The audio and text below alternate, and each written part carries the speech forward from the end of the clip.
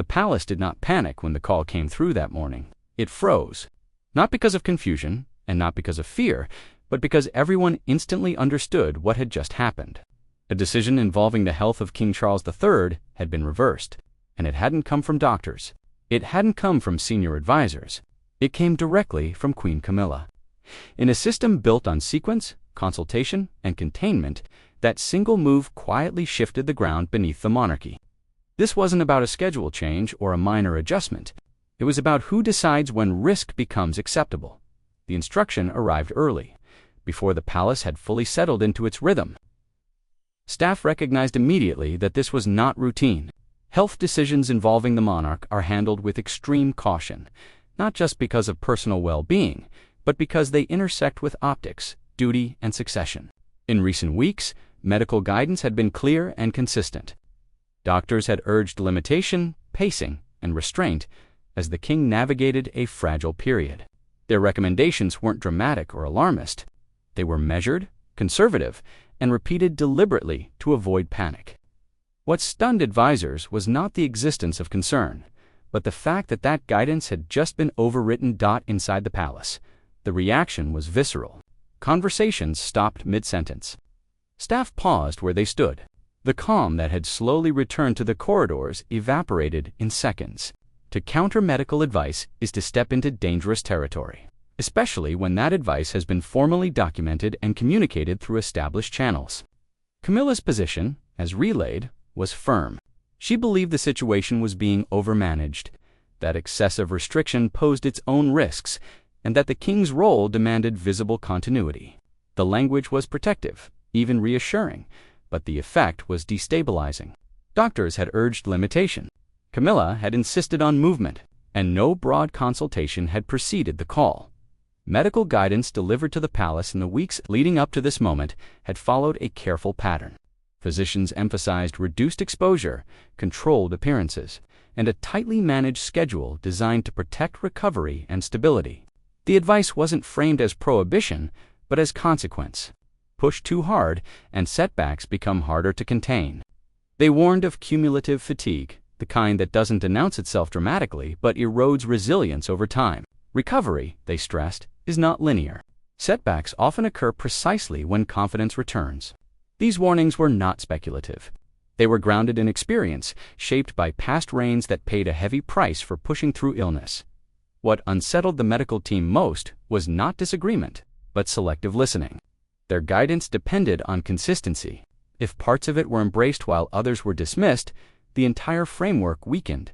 When word spread that the advice had been overridden, confusion rippled through those who had worked carefully to maintain alignment. Doctors responded professionally, restating risks and documenting their position. Documentation, in this context, was protection as much as procedure. The advice remained unchanged. What had changed was whether it still anchored decisions. Camilla's intervention was swift and decisive. Those close to her say it was driven less by defiance than by conviction. In her view, excessive caution was drifting toward paralysis. A monarch confined to visibly risks, projecting fragility at a moment when reassurance matters.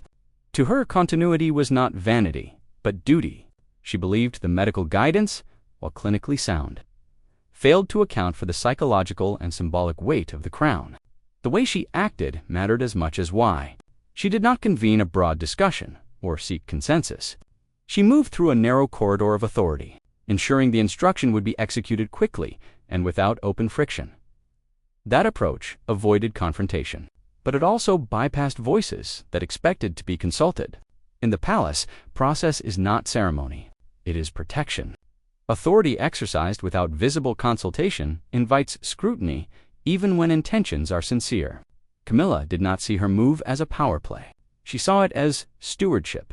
But stewardship in the monarchy depends on shared trust, and that trust began to fray as the implications spread. Conversations grew guarded. Language tightened. The clarity that had anchored recent weeks dissolved into ambiguity about which priorities now held final sway.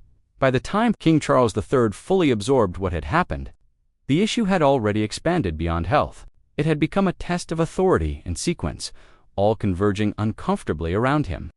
The decision had been made in his name, about his condition, and for the sake of his public role.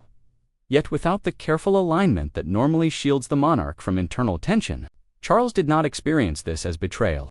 He experienced it as displacement.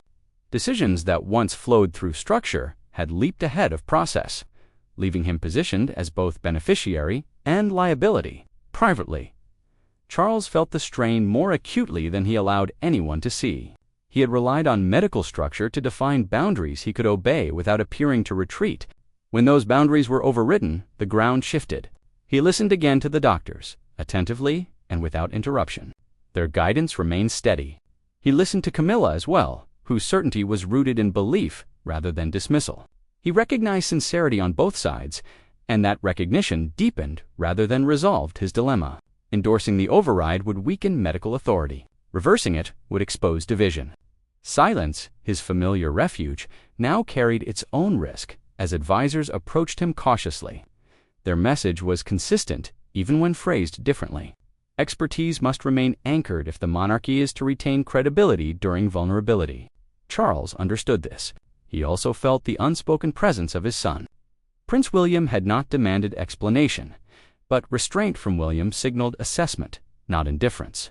That awareness weighed heavily. Authority, Charles realized, was redistributing quietly around him, guided by anticipation rather than instruction. The institution was compensating where clarity had faltered. When word reached William Landon, stripped of cushioning and heavy with implication, he had not been consulted. He learned after the instruction had already moved through the system. His reaction was not explosive. It was structural. A decision about the king's medical care had been overridden without consensus or respect for expertise. That combination struck at principles William considers non-health, in his view, is not a domain for instinctive authority. It is a domain where expertise must lead. Precisely because consequence is irreversible, William absorbed details carefully, asking precise questions. What unsettled him most was precedent. If medical guidance could be overridden once, it could happen again.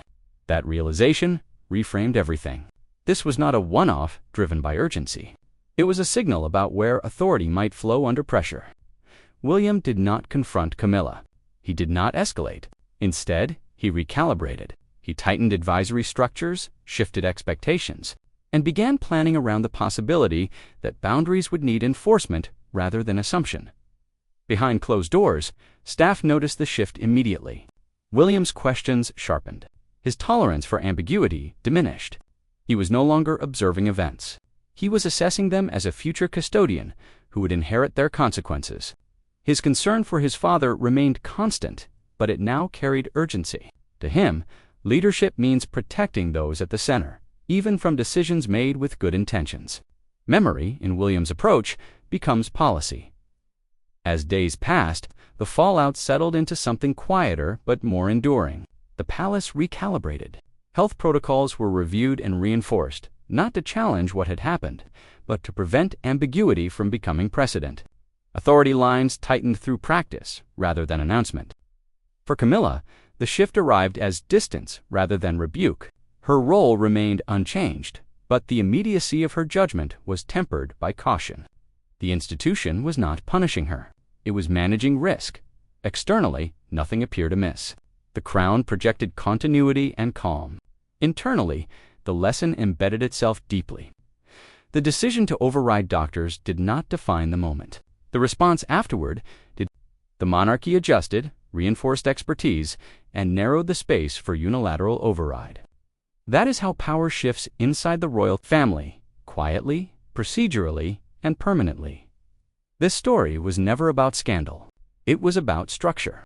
When health, authority, and instinct collide, the monarchy does not argue in public. It recalibrates behind closed doors and carries the lesson forward. And if you want to understand how the crown really endures, it's not in the loud moments. It's in the quiet ones, where decisions are remembered long after they're no longer discussed. The recalibration didn't happen overnight, and it didn't happen loudly. That's never how the monarchy corrects itself. Instead, it unfolded through subtle shifts that only those inside the system could feel. Meetings became more deliberate. Health briefings were no longer treated as background context, but as fixed anchors. Decisions that once moved quickly now paused, not out of hesitation, but out of discipline. The institution was reminding itself where lines were supposed to be drawn. What made this moment so consequential was that nothing had technically gone wrong. There was no visible collapse, no immediate crisis, no public consequence that demanded explanation, and that was precisely the danger. Moments like this don't force correction through failure. They force it through memory. Everyone involved understood that if the outcome had been negative, the override would have been indefensible. The fact that it wasn't only made the lesson more important. The system had been tested, and it had exposed a vulnerability that could not be ignored. Behind the scenes, advisors began closing gaps that had previously been left to trust. Information flow was tightened. Health-related decisions were routed through clearer channels with fewer opportunities for improvisation. This wasn't about stripping anyone of influence. It was about restoring predictability. In institutions built to outlast individuals, predictability is not rigidity. It is survival. The emotional undercurrent remained even as procedure took over. Loyalty, concern, and conviction still existed, but they were now filtered through a sharper awareness of consequence. Well-meaning urgency was no longer enough. Good intentions no longer guaranteed acceptance. That shift alone marked a turning point. Once an institution stops assuming alignment and starts enforcing it, something fundamental has changed. The silence around the moment was intentional. No one wanted to give it oxygen. Public discussion would have invited speculation, and speculation thrives on instability. So the palace did what it has always done best. It absorbed the shock, corrected internally, and moved forward without explanation. To the outside world, nothing had happened.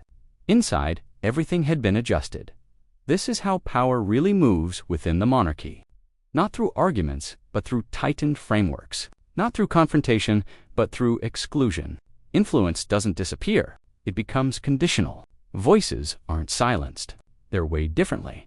And once that recalibration happens, it rarely reverses. The override itself will not be remembered as the defining moment. The response will, the quiet reinforcement of expertise, the narrowing of authority in high-risk domains, the subtle preparation for a future where ambiguity is less tolerated and boundaries are enforced earlier. That is where the real shift occurred. Moments like this never announce themselves as turning points. They pass quietly, almost invisibly, until years later when patterns are clearer and decisions seem more inevitable. But inevitability is often just accumulated memory. And this memory now sits inside the institution, shaping how the next difficult call will be handled, and who will be allowed to make it. That's why this story matters. Not because of what was said or done in a single morning, but because of what it changed permanently. In the monarchy, the loudest conflicts are rarely the most important. The ones that reshape power are the quiet ones, handled behind closed doors, carried forward without explanation, and never repeated the same way again. And this wasn't the first time the institution had been reminded of that truth. The monarchy has survived centuries not because it avoids tension, but because it learns from it quickly and quietly. Every disruption leaves behind an adjustment, and every adjustment becomes part of the internal rulebook, even when no one admits it exists. This moment joined that record, filed away not as controversy remembering, but as correction applied. For those working closest to the crown, the takeaway was unspoken but unmistakable. Health is not negotiable terrain. It is not symbolic. It is not an extension of optics or morale. Once that line blurs, authority itself becomes unstable. The override forced everyone to confront how easily urgency can masquerade as leadership, and how costly that confusion can become if left unchecked. What followed was not resentment, but restraint. People chose their words more carefully. Decisions were framed more explicitly. Assumptions that once smoothed collaboration were replaced with verification. This wasn't distrust. It was institutional self-trust remained, but it was no longer unconditional. And in systems like this, conditional trust is a powerful thing. There was also a deeper recognition settling in, one that extended beyond this single incident. The reign is still young, the transition still unfolding, and moments of strain are inevitable. But strain exposes patterns. It reveals how people act when structure loosens and pressure rises. This moment clarified who leans on process and who leans on instinct. That distinction will matter more, not less, as time goes on. The public will never hear this story explained. There will be no confirmation, no denial, no carefully worded statement, and that silence is intentional. The monarchy understands that explaining internal correction weakens it. What matters is not public reassurance, but internal alignment. That alignment has now been reinforced. Over time, this moment will fade from daily relevance. New challenges will take its place. New decisions will demand attention, but the framework adjusted here will remain. The next time health guidance is delivered, it will land inside a system that remembers what happens when advice is treated as optional. The next time urgency tempts someone to bypass process, the resistance will be quieter but firmer. That is how the crown protects itself.